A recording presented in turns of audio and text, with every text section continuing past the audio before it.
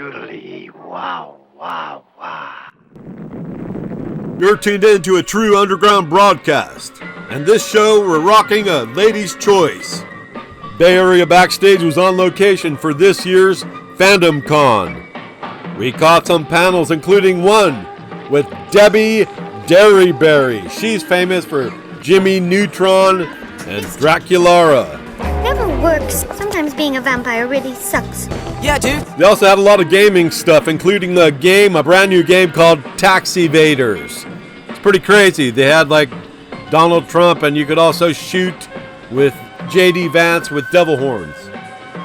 We also caught a panel with the babes from the Resident Evil franchise. They were cool and on location. And as your ladies' choice announcer, I'm going to put that image out there. That guy all roided out wearing those wacky glasses. There you go. So definitely give it a watch. And know that we're not linked up with any legacy media. What can I have a woman like that? So for ladies' choice, we go all in with James Denton. He's famous for the Desperate Housewives. Yes, he was the plumber, heartthrob that all the girls loved. So here we go. Ladies' choice. I have a clog. Excuse me? And you're a plumber, right? Yeah. He's a good actor, and he's also a musician. He sings, and we actually caught a performance of his back in the day at one of the NAMM shows. Here's your problem. So yeah, here we go. Somebody Part of his supervillain backstory and all that kind of stuff. Bay Area Backstage style. To play in the kitchen. Kids, you know. That wasn't my best work. He never hit the brakes and he was shifting gears. Hey, I'm James Denton. You probably know me from Desperate Housewives and The Good Witch, but I'm happy to be here with Bay Area Backstage. James, take us into your backstory. How did you get in the business? I was a little theater actor. I started doing theater kind of late in life, in my late 20s actually, and then sort of fell in love with it. Somebody saw me in a play in Chicago, flew me to LA, and I really got lucky. Started doing TV, did a few movies early on, and then a show called The Pretender, and then 3 or 4 other shows that were like 1 year and canceled, 2 years and canceled. And then Desperate Housewives kind of blew up, and then after that I've been on the Hallmark Channel, basically, on a show called Good Witch, and doing Christmas movies and producing movies for Hallmark. Producing is different than acting. Take us into that world. It is. So a lot of actors get a producer credit just to make a couple more dollars, but don't do anything.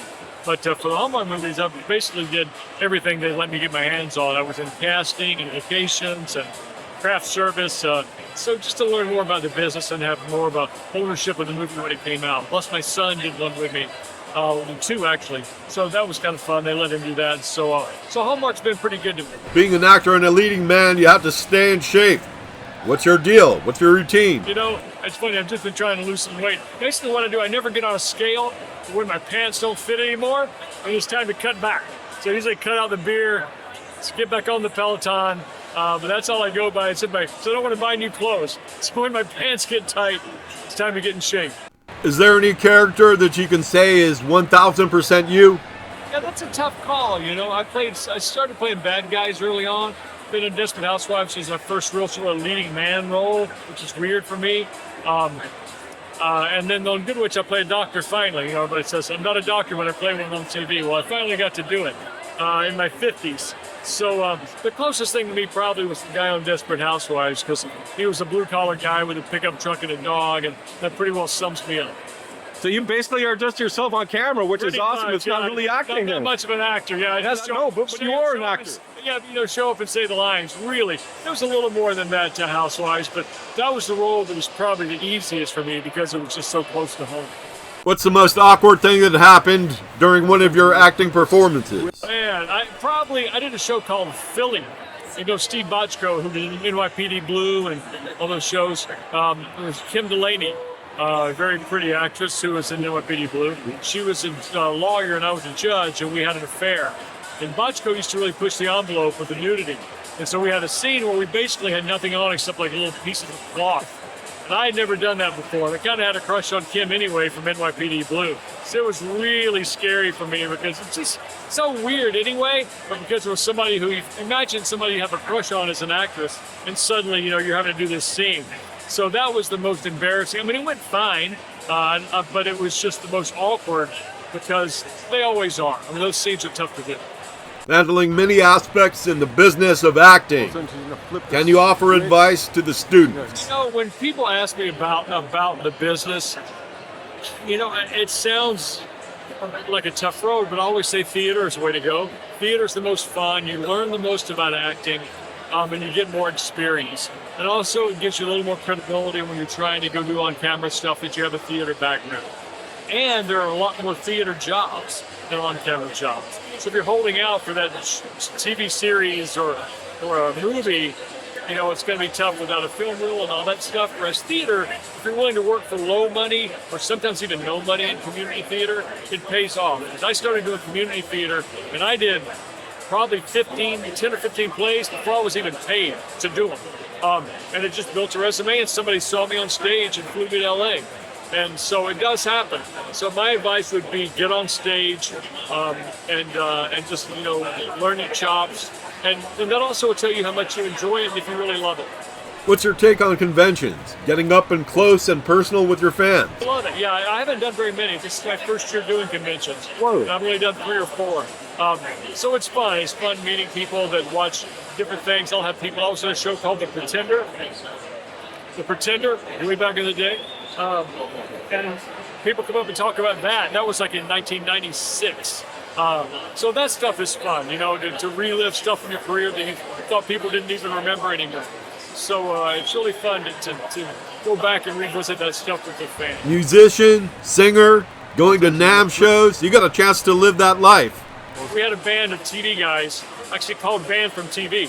But it was, we were all on hit shows at the time. It was just for charity. It was Hugh Laurie from House, Greg Brunberg from Heroes and Alias. I mean, we had a lot of really cool people. Teri Hatcher sang with us. John Mayer played with us one time. Jennifer Love Hewitt, Wayne Brady. But we kind of brought in people that would bring in the most charity money. So that's been a few years ago. We haven't done that in a while. But that was the only band I've ever been in that actually got to play some cool events. Really, because we had any TV show, we had guys from ER, Lost, Heroes, House, Desperate Housewives. So that was kind of fun. So you got to live the life of a rock star, too, man. Yeah, I know. And nobody would ever let me do that except if it was for charity. So I was very lucky, yeah. Yeah, we actually opened for Darius Rucker at the Alamo Dome. But again, every dollar was a charity. And you can still find our stuff as Band from TV. I think we still have some stuff on Amazon. How cool is that? I mean, it's like Hugh Laurie was the main draw. If you ever watched House, he was the main guy. But then we had a whole bunch of people from other shows too.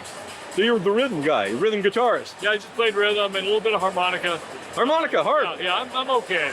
Very average. Yeah, as any musician, I'm good enough to know I'm not any good. Awesome. All right? Awesome. Hell yeah. No, I understand what you mean, bro. Where can we find you online? You know, I don't really do social media. I'm too old. But hopefully just, you know, you can find me on the Hallmark Channel. We're hoping to do more Good Witch movies. I've got one more movie to do for them. But, you know, I'm kind of slowing down and retiring. But it's been a pretty fun run, and thanks for having me.